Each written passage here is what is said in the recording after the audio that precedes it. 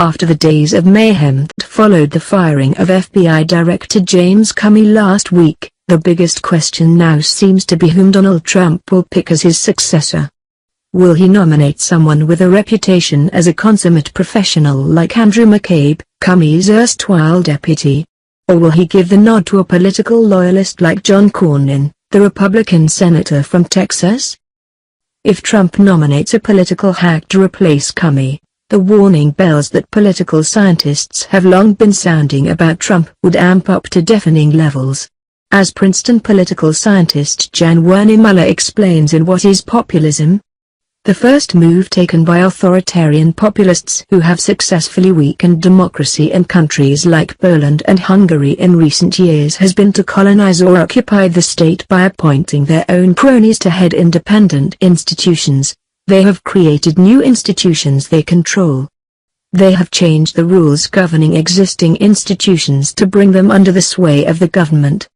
They have lowered the mandatory retirement age for civil servants to create vacancies. And, yes, where they could, they have fired politically inconvenient bureaucrats for spurious reasons. If Trump handpicks a docile FBI director who is likely to derail investigations against him, this would constitute a clear sign that he is starting to follow in their footsteps. At that point, anybody who votes for the nominee would rightly be remembered as a traitor to the Republic for as long, or short, as the Constitution shall endure. But while it would be outrageous if Trump nominates an obvious crony to head the FBI, I am not sure that the alternative is nearly as reassuring as many commentators seem to believe. Given the circumstances of Comey's dismissal and the process governing his replacement, no successor picked by Trump can be trusted to oversee an investigation into Trump. That is why the only way to limit the immense damage that Comey's firing has already done to basic democratic norms is to appoint an independent committee or special prosecutor with robust powers and a wide ambit. When we look beyond the garish details over which we have obsessed for the past, we can focus on the big, sordid picture. 4 especially concerning facts stand out. Some of the halfway competent people around Trump seem to recognize the importance of concealing their boss's true motives, so they asked Deputy Attorney General Rod Rosenstein to draft a spurious justification for firing Comey, and spend all of Wednesday denying the obvious connection to the Russia investigation. But then Trump went in front of the television cameras and, with his peculiar candor, demolished the storyline his aides had assembled for him. He admitted that he had decided to fire Comey before consulting Rosenstein and that the Russia investigation was foremost in his thinking. When I decided to just do it, I said to myself, you know, this Russia thing with Trump and Russia is a made-up story. It's an excuse by the Democrats for having lost an election that they should have won, he told NBC's Lester Holt. As a result, the new FBI director will be well aware of the fact that his or her job is only as secure as his or her pliancy is complete. If Trump was willing to dismiss one FBI director because he dared to pursue an investigation into malfeasance by the executive branch, there is no reason to think that Trump would be unwilling to dismiss another FBI director for continuing the investigation. Trump himself has bragged that he asked Comey whether he was under investigation by the FBI on 3 separate occasions, a clear breach of protocol. According to press reports, he also demanded a wholly inappropriate pledge of personal loyalty from Comey. Even after Comey had been fired, Trump didn't let up, threatening the former director on Twitter and hinting at the existence of secret recordings to stop him from giving damaging testimony in front of Congress. All in all, the pattern of influence peddling and witness intimidation is undeniable. Any successor to Comey must therefore know that the president is likely to interfere with his or her work in unconscionable ways. If Trump was willing to use his power to bend the work of one FBI director to his will, there is no reason to think that Trump would be unwilling to use his power to bend the work of another FBI director to his will. Since the FBI is investigating Trump's campaign, the president has a pressing reason to ensure that its new director will be friendly to him. The very fact that Trump will get to make the pick is thus a clear conflict of interest.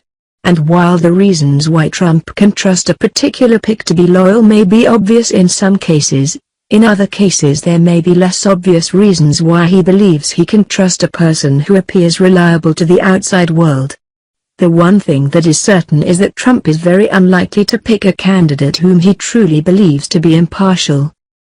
What's more, Jeff Sessions was confirmed as Attorney General after lying to Congress about his meeting with the Russian ambassador, an act for which he could potentially be criminally liable. And yet, he is now conducting interviews for the key candidates who would oversee the Russia investigation. This, too, is a clear conflict of interest and makes a mockery of his promise to recuse himself from that investigation. In short, the people picking Comey's successor are potential targets of serious investigations and have shown themselves willing to lie to Congress to further their own interests. It would be naive to trust the person they ultimately appoint. The brief and sordid tragedy of Rod Rosenstein shows that it would be equally naive to assume that a pick who has, so far, always acted in a decent and professional manner would continue to act in a decent and professional manner after a few weeks on the job. When Rosenstein was nominated as Sessions' deputy, Lawfare's Benjamin Witz, one of the most clear-sighted Trump critics, was delighted. Having known Rosenstein for many years, he had always thought well of him and admired his ability to serve at senior levels in administrations of both parties and impress both sides with apolitical service. And yet, Witz now recognizes that Rosenstein has become a stooge. Trump used his deputy attorney general as window dressing on a pre-cooked political decision to shut down an investigation involving himself, a decision for which he needed the patina of a high-minded rationale. Once the president has said this about you, a law enforcement officer who works for him and who promised the Senate in confirmation hearings you would show independence, you have nothing left.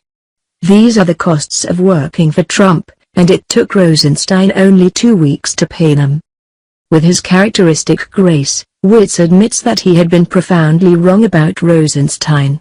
But the important thing now is to recognize why and how Witz, and other Rosenstein backers, were wrong. Witz seems to believe that a craven self-serving man has somehow managed to pass as a consummate professional for years.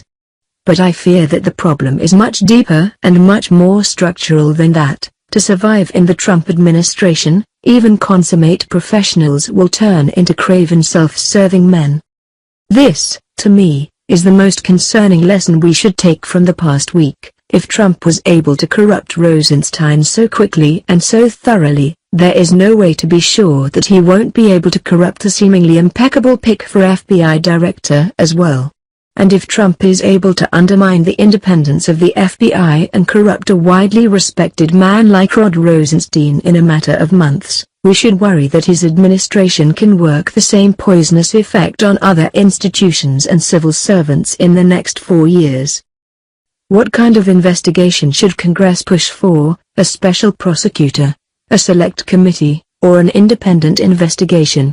One thing is clear, many of the proposals that have been made would be woefully insufficient. When people talk of a special prosecutor, for example, they are usually thinking of an independent official who is instituted by Congress and cannot be removed by the president. But the post-Watergate law giving Congress the authority to set up such a prosecutor expired in the late 1990s.